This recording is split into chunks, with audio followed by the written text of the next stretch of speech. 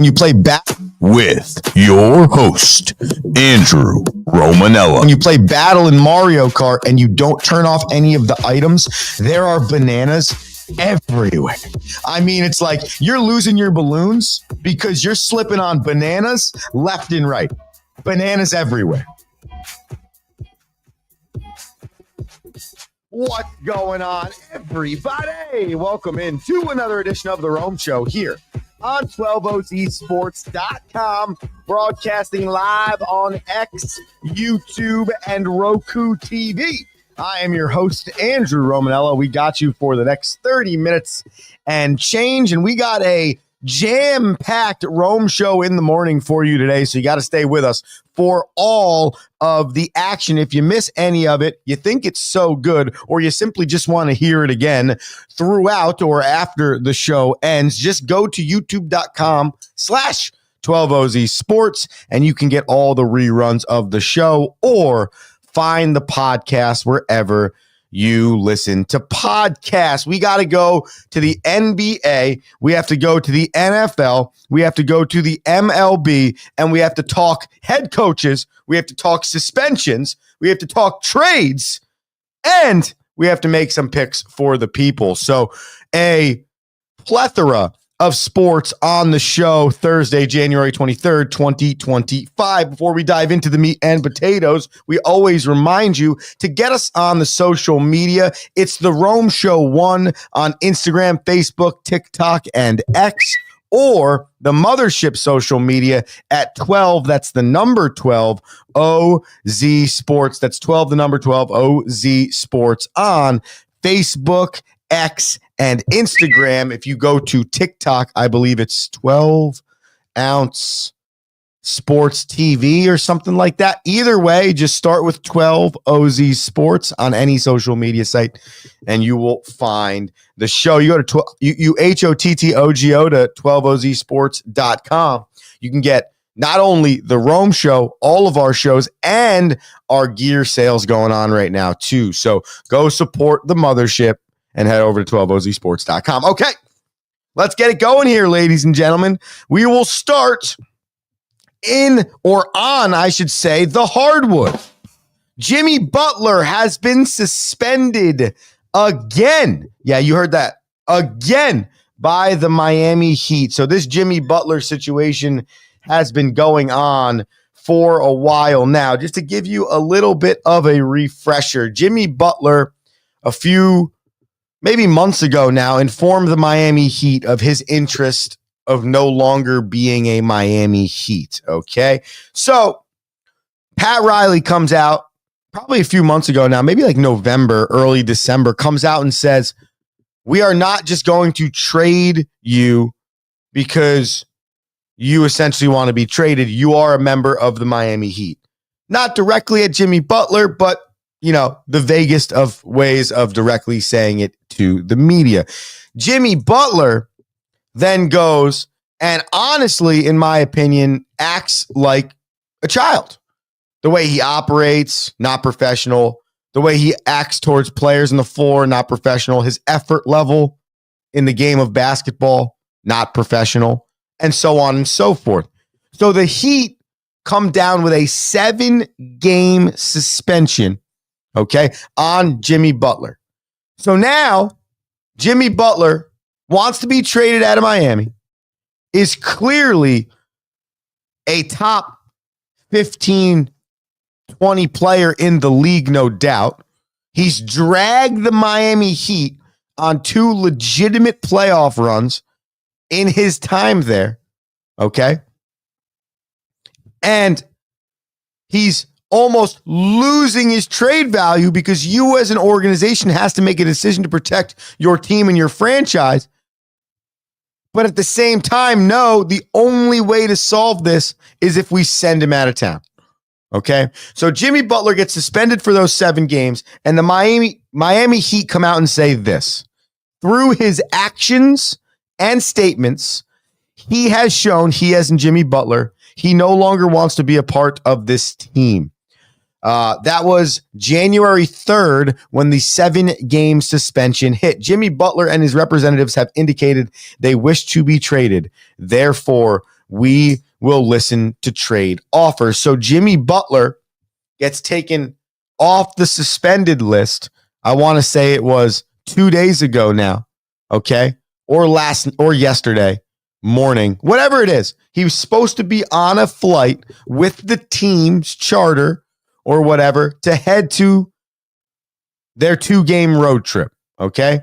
And Jimmy Butler didn't get on the team plane and told team officials that he was just going to meet the team wherever the team was going to be. It was their flight to Milwaukee. Here's that statement. We have suspended Jimmy Butler for 2 games for continued pattern of disregard of team rules, insubordinate conduct, and conduct detrimental to the team, including missing today's team flight to Milwaukee, a team representative said. That was yesterday afternoon. So the Miami Heat hand a 2-game suspension down on the back end of a 7-game suspension for Jimmy Butler, and now have to figure out what they're going to do with this disgruntled employee. And here's the problem I have, okay? And yesterday we mentioned the Phoenix Suns being a team that might be interested in the services of Jimmy Butler, which is why they made that trade with the Utah Jazz to stack up 3 first-round draft picks that could potentially turn into a trade for Jimmy Butler. So I pose this question. Why? Why would any team in the NBA believe that it's logically a good idea to trade for Jimmy Butler? I'm not disputing his ability to play basketball. I'm not disputing his ability to, in the right circumstances, lead a team to an NBA championship round because he hasn't proven he could win the chip. I'm not disputing his all NBA level play. I'm not disputing that when his head is in it, people do like playing around him, that he's one of the biggest competitors in the league. What I'm simply sitting here saying is the entirety of my life, I have been taught and learned that great teams usually beat teams that are the most talented. What's the old cliche? You know, the best team doesn't always win. The most talented team doesn't always win the championship. It's the best team, right? It comes down to the people in the building. Their care level for each other, the way they go about their business, their day-to-day operations, the routines that make an organization great. That's what it comes down to. That's what it comes down to when it comes down to winning, okay? And if you go across the history of players that have done this type of thing in the National Basketball Association, the demand for a trade, the I'm unhappy, I'm going to act like a 10-year-old child not getting his way on Christmas so that you send me out of here, those players don't notoriously go and win championships. Think about it, okay? James Harden, great example. How many championships has James Harden won since he's forced himself out of 2, maybe even 3 locations? 0. Okay? Bradley Beal wanted out of Washington. He made Phoenix worse. Okay? How about the Brooklyn Nets situation with Kevin Durant and Kyrie Irving? Oh, and James Harden. How'd that work out? Now, the Mavs situation with Kyrie worked out for a year. They went to the finals last year, but if you look back and they didn't win a championship, what good was it? Players forcing their way out of locations to go to other locations seldom works because usually that player has bad guy tendencies associated with him. And no, I don't mean a player in free agency choosing to leave. I mean a player while under contract with a franchise openly doing things, saying things, and making it known that he no longer wants to play for that franchise. Well, hey, buddy, sorry, you signed the contract. So I heard this Jimmy Butler story, and I said, good for you, Pat Riley. Good for you. This is how pro athletes should be treated. You are the athlete. You are under our control. This is our team contract. We can negotiate in this entire scenario, maybe something that falls differently in your contract that makes you feel a little bit more loved, or we design it slightly differently so that you're pumped about the verbiage. But the bottom line is, you can't do this. You got to wear this. You have to act like this. When you're on the floor, you're this. You can't do these things, or you're suspended and fined and whatever. And by the way, this is a 5-year contract. Are you going to be here for 5? Can't complain after 2.5. It just blows my mind. And what's the point of contracts? If a player, now watch, the Heat are going to trade Jimmy Butler. He's going to be happy again. Oh, and he's just going to go off. And that's ridiculous. Jimmy Butler should sit his ass on the Miami Heat's bench for the remainder of the season until he wants to wake up and realize, bro, you're making a lot of money to play basketball. Shut up. You made the decision to be in Miami. Stay in Miami till the end of your contract, or be a mature individual. And after the season ends, you go into the front office and say, hey, Pat, here's the deal, man. I love you. I love my time here, but I'd really like, as my career is on the back nine, to get another chapter maybe somewhere else where we're a little bit closer to a championship.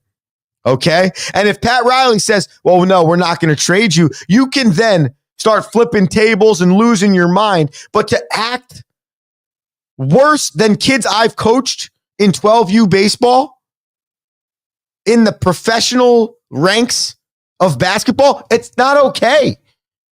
And at some point in time, the culture in basketball, which it is to a degree, it's got to put a complete kaput to this thing. And I think this is kind of the problem with people feelings on the transfer portal. Not that we're going to go down that NCAA road right now, but it's the exact same thing. It's like players not happy. Oh, see you later. And it's like, but the organization is committing 4 years to you. So they're building their college program around you and your 4 years. So you getting up and leaving is a killer. That's a killer after one season. It's the same thing in pro contracts. Yo, dog, we're committing to you for 6 years. After year 2.5, if you're unhappy, I can't expect that you're just going to get up and want to go. And if that's the case, then with certain players, we should be giving those clauses in their contract. Hey, Jimmy Butler, by February 15th of your 7th year here, if you're unhappy, dude, great. Or if you re-sign a 4-year deal after year 2, which is essentially an opt-out, ladies and gentlemen, you have an opt-out. Hey, Jimmy Butler, if you're first team All-NBA and the MVP of the league, we will give you an automatic opt-out or trade you to whatever team you want in the league if they want to accept you. Like, you can put the verbiage in there, but I cannot watch this. It's embarrassing. I think it's tarnishing his reputation. He might not care. That's fine. Clearly he doesn't care because he's acting like a child. But we cannot keep normalizing this. If I'm the Heat, I already don't think I'm winning a championship. Yes, of course, I want to get players back for Jimmy Butler. I don't want to hemorrhage my franchise either, but I am doing whatever I can to make it so that this is miserable for him. I want it to be miserable. And the suspensions, I don't know if it's that miserable for him because I think this is exactly what he wants. Sweet. I don't have to go to the games and they're still going to trade me. No, F you, Jimmy. Here's the deal. Yeah, no. Take the private jet. Yeah. Meet us in Milwaukee. Yeah. Meet us in Milwaukee. Come on. Yeah. Get the uniform on. Yeah. Jimmy, let's go. Let's go on the bench, though. And then you sit for 40 minutes. You sit. That's it, dude. You're not getting the luxury of staying home in your comfortable ass house because you don't want to play for us anyways. Sit on the pine and realize that you're acting like a 10-year-old. So that's the update on Jimmy Butler. Man, do I hope that changes in pro sports because I cannot stand these stories anymore of these players, especially in basketball, that are demanding a trade. No, dude. How about we demand that you give us money back for every day that you don't act the way you should under the contract that you signed? How about that? That's what should happen. On the Rome Show, 12ozsports.com. We broadcast live on X and Roku TV. We continue around the sports world with some news stories for the people.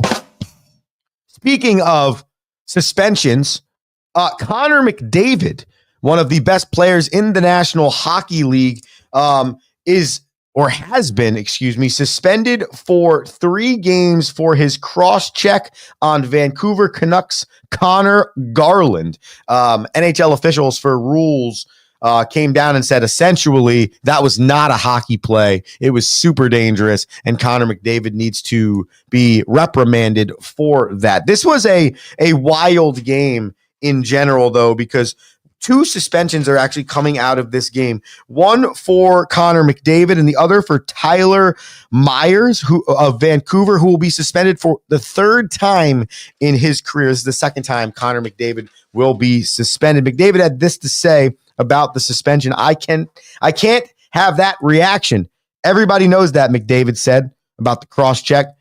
It's not the reaction I'm proud of or that anyone wants to see out of me, and I understand. That being said, there's a lot of infractions going on in there. Maybe the whole thing is avoided with the blow of the whistle. So Connor McDavid, not going to appeal the 3-game suspension, agrees that what he did was wrong, however, must accept the penalty.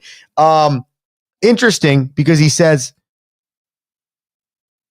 it could have been avoided maybe with the blow of a whistle, a little bit of a shot at the officials. Before we take a commercial break, another player, this time in the National Football League, is facing wild suspensions because of something he said or didn't say about the officials. That is correct. Joe Mixon also facing issues for comments on officials. So we will pick up there after the commercial break, because we still got to talk Aaron Glenn being hired as the head coach of the New York Jets as well. So here on the Rome Show, 12 OZ Sports, January 23rd, 2025.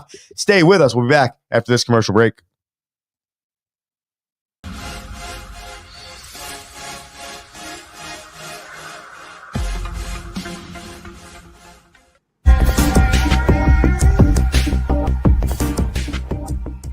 Welcome to MyBookie. You're ready to create an account and start making money, and we're here to help. And remember, you can get a bonus of up to $1,000 on your first deposit. Now you're ready to bet. Just go to mybookie.ag, visit the sportsbook, click on your bet, and input the amount you want to risk or win in the bet slip. Yes, it's that easy.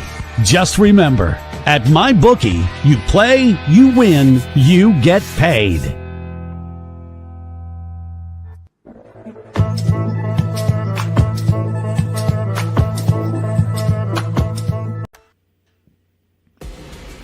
Need tickets to that next event? Well, at 12 Ounce Sports, we've got them with soccer anywhere in the world. Tickets to any venue, any sport. Want to go to NCAA or NFL football matches? We've got them. Yeah. Baseball at every level. Every Power 5 matchup is available. Don't forget, costumes and paint are optional. What's that? You want to go to Broadway? We have those too. Want to jam out? Every concert, every artist. That's right, at 12 Ounce Sports, we've got the tickets for less. 12ozsports.com/tickets. That's 12ouncesports.com/tickets.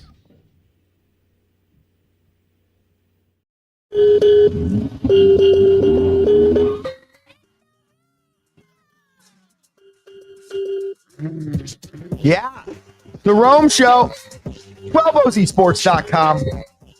Broadcasting live on YouTube, X, and Roku TV. Andrew Romanella. We're having a blast here on a Thursday. Comment on the show, YouTube or X. Find 12OZ Sports. Michael Day comments, the modern athlete is extremely self-centered and entitled. Michael, I could not agree more with that sentiment and that comment. And that's just the facts, man. The modern athlete is entitled, and Jimmy Butler in this scenario believes he deserves what he deserves. Why? I have no idea. Again, you're not Michael Jordan, and that's the other thing I think about with some of these players. It's like, dude, at some point in time, do you actually look in the mirror and see what your information is on the back of your playing card comparative to the information on the back of a playing card of somebody that could actually do this. If Magic Johnson came to the Lakers after the run in the 80s and was like, listen, I really, really want to stint with another team. I really want to be there's some merit there. He's like literally the best point guard at the time in the league. Michael Jordan comes to the Bulls. Obviously, the Bulls don't want to trade Michael Jordan, but my point being is that generally what Michael Jordan wants, Michael Jordan's going to get because he is, at that moment and still to this day, considered by most of basketball as the greatest basketball player of all time. Oscar Robinson. My point is, the greatest of all time are probably the only people that you could give the leeway to say, yeah, you know what? You should be able to play wherever you want. You're literally the best player in the league. You literally could make every team a championship contender right now. But that's not Jimmy Butler. That's not James Harden. You can't, first off, no one should do that. But you definitely don't deserve to do that. But I don't know what the fix is, Michael, because if it's the modern athlete, then this is what we got to deal with. And personally, it's really only basketball, it's a modern basketball athlete, but the self-centered entitlement is every athlete in this day and age. The demanding trades and going against the commitment that you signed is a big-time National Basketball League Association thing. On the screen, you'll see comments from a one Joe Mixon who had this to say. Everybody knows it is how it's playing up there. You can never leave it into the ref's hands. The whole world sees, man, what it is. When it comes down to it, you never leave it into the ref's hands. It's all good, though. Joe Mixon is referring to the Texans' loss against the Chiefs. And yesterday, Joe Mixon was hit with a fine for something that he didn't even say. Yes, you heard that correctly. And the fine was essentially something that former Cincinnati Bengals wide receiver, I believe Tuesday Husamazada, said it was a quote tweet to the tweet that Joe Mixon had put out there. And the NFL fines Joe Mixon $25,000. Joe Mixon then comments, I'm getting fined for something that I didn't even say. You might as well fine me for Connor McDavid's 3-game for Connor McDavid's cross check the other day. I was like, yeah, that's illegal stuff. Then when asked about it again, these comments on the screen came up. Okay. And so Joe Mixon, now originally fined for something he didn't say, is now getting fined for the comments that I just read to you, which were his response to being fined in the first place. And now here's what Joe Mixon had to say in conclusion. So let me get this straight. The NFL fined me $25,000 for something I didn't say. Call them out for it. And their response was to fine me again for something that's not even a violation without even resending the first one. Where's the accountability? Just respect the players. I'm not going to lie. I couldn't agree more. This is embarrassing. What is this, National Football League? Are we serious? Okay. So let me get this straight. The players and the coaches cannot criticize the officials one bit. If you say anything associated with criticism of an official, you're fined. Okay? Even if the thing that you said really wasn't a critique of the official, but somebody else critiqued the official off of your comments, and the league then fined you for the comments. What are we doing? And by the way, if all of that can happen, so Joe Mixon got fined for that succession of events, where's the accountability for the officials? Do the officials get fined? Does an official lose 10% of his game check on days that he's atrocious as an official? If you're bad, if it comes out that you missed 10 calls today, do you lose money? If an official who obviously doesn't get quoted post-game, but if an official does something that looks like it's disrespecting the National Football League or its players, does the official get fined? So there's a break in this system here. I get it. You want to, quote unquote, protect the league. Shut up. The league's protected. The league is fine. Your officials have been atrocious for the last decade. So stop, NFL, with this protect the league. We got to suspend people because they speak open and honestly about poor officiating. You want to fine somebody for taking shots. Hey, this guy, Hercules, is atrocious. Okay. You don't want to have him call the guy out by name? Fine. But for this to be a suspension? First off, what TJ Hauser-Mazzilla said in the first place wasn't even that big of a deal. It was a tweet. To be a $25,000 suspension's a joke. And then for them to double down without, to Joe Mixon's point, rescinding the original fine that wasn't even right in the first place, and then fining him again for responding to being fined when he wasn't even fined for what he said is asinine. That's honestly a joke. NFL, you don't need the money, okay? You don't need the protection of the shield. You just need to let football happen.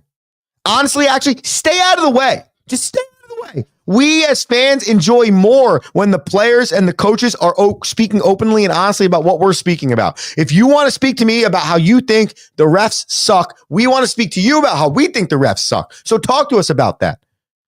So you already have a great product that doesn't need anything more to get people to put its eyes on it. Stop fining your players. Stop that. For comments that aren't even that detrimental, or make it a two-way street, man. Hey, I'm going to fine these guys for making negative comments about you, but you also get fined for being atrocious at your job, which you are most of the time. So a lot of suspensions and fines being handed down. That's what happens. You get to football off season. You get into this area of middle of NBA season, middle of NHL season. We're like a month away from pitchers and catchers in baseball. It's a weird time. It's cold outside for most people. It's snowing in Florida. Like, what? The New Orleans Pelicans versus Milwaukee Bucks game had to get canceled last night because of a historic snowstorm in Louisiana. Like, what? So it's just a weird time, okay? And a lot of weird stuff happening in professional sports. Something that hopefully is not weird. The New York Jets have hired former Lions defensive coordinator Aaron Glenn as their 19th head coach in organizational history. Aaron Glenn signs a 5-year contract to be the head ball coach of the New York Jets. Aaron Glenn spent a lot of his career as a New York Jet. He was a 1994 first-round draft pick of the New York Jetropolitans, and then started his NFL career as a scout in 2012 and 2013. What is Aaron Glenn trying to do for the New York Jets? He's trying to break a 14-year playoff drought, the longest in the National Football League. The Jets have the 7th pick in April's draft and $25 million of cap space. Aaron Glenn, the new head ball coach of the New York Jets. We have a lot more time over the next few weeks and months leading up to the draft to discuss this. Staying in the National Football League, the Jacksonville Jaguars have fired general manager Trent Baalke. And at first you might be like, okay, so they just didn't like their general manager. They had a bad year, 4-13. 2 years ago, they won a playoff game. So clearly that's a big slide. Nope. In typical Shad Khan fashion, he fires the general manager 3 weeks after he fired the head coach, but also after they started head coaching interviews. But according to the reports, certain head coaches, candidates, for the Jacksonville Jaguars were almost essentially alluding to the situation with Trent Baalke as the general manager not being very good and the reason why they didn't want to come to Jacksonville. So Shad Khan says, okay, well, we cannot afford to keep losing good head coaching candidates or we're never getting any better. So we got to get rid of this guy Baalke, which he should have gotten rid of him after last year's draft, which was atrocious, or 2 years ago, and saw him leave Aiden Hutchinson on the table with the first overall pick. So Jacksonville not only looking for a new head coach, but looking for a general manager. Join the crew. Join the crew. And finally, I'm going to leave you with this question, and then we are going to start tomorrow's show with this. Plus, obviously, tomorrow we have to break down the conference championship games in the National Football League. So we will spend 10 minutes on each game. getting you ready for the weekend, plus what you're watching on a Friday. But I've been reading some stories about the Mets' plans this offseason since signing Juan Soto and trying to figure out what's next and what they can do. The Mets have been a little bit more busy the last few days because Pete Alonso turned down a 3-year, $70 million deal with the New York Metropolitans. After the sides couldn't come to a long-term deal, they started talking on a short-term deal. And according to reports, Pete Alonso wants a contract similar to the one Cody Bellinger signed with the Chicago Cubs 2 years ago, which was 3 years, $80 million. I did some digging into Bellinger and Pete Alonso, and I have some statistics for you that give you some insight into whether or not Alonso is deserving of the contract that him and his agent, Scott Boras, believe he is deserving of. So, would you sign Pete Alonso or another free agent? Okay. And if you would sign Pete Alonso, what would you offer him? Okay. Or if he's not your number one choice, but you'd still offer him something, what would you offer Pete Alonso? So tomorrow on the docket for you is the NFC and the AFC championship games. Plus, we have to answer the question, Pete Alonso, Mets, no Mets, what do you offer him? Where are you sending him? Because that saga has about 30 days till spring training starts, and it's going to be interesting to see where it ends up. All right, ladies and gentlemen, it's time for that part of the show, which we love to do, called Daily Bananas. Ba ba ba ba ba na na ba ba ba na na.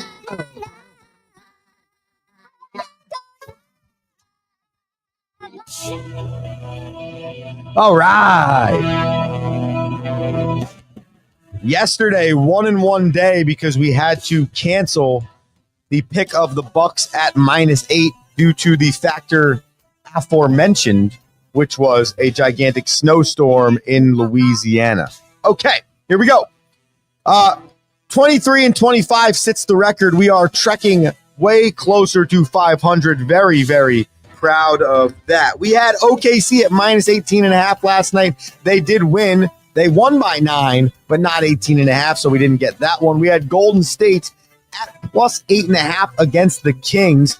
Golden State did cover the 8.5. They lost the game by 6 points, but covered the 8.5. The Kings won 123-117. Right now, the Sacramento Kings moved to 10-2 under interim head coach Doug Christian. So if you remember that Mike Brown firing a few weeks ago, and there was a lot of uproar. Not that I didn't disagree with the uproar, but it looks like Doug Christian is putting an end to that uproar, having the Kings at 10-2 in their last 12 since he took over as interim head coach. Tonight, we got 2 on the ice and 1 on the hardwood. The Nashville Predators have won 4 straight. We love Smashville in this radio studio, so we're going to ride Smashville to their 5th straight victory, playing a home-and-home against the San Jose Sharks. The Capitals, best team in the league right now.